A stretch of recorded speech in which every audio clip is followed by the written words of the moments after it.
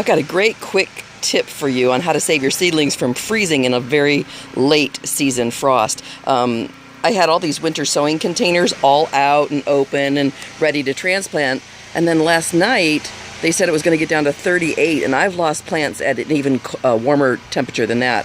So I crammed all of my winter sowing seedlings that had been open and hardening into my mini greenhouse, which I never had to do last year.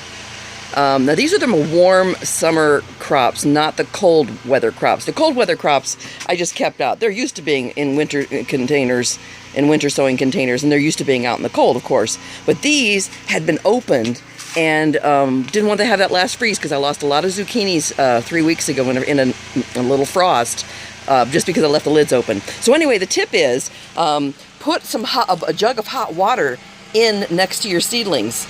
So what I did is I crammed them all in here in the container, and I got this gallon right here of not boiling water, but as hot as I could get from the tap, and put this foil over it, and I just left it in here, and then I zipped down the container and closed it up all night.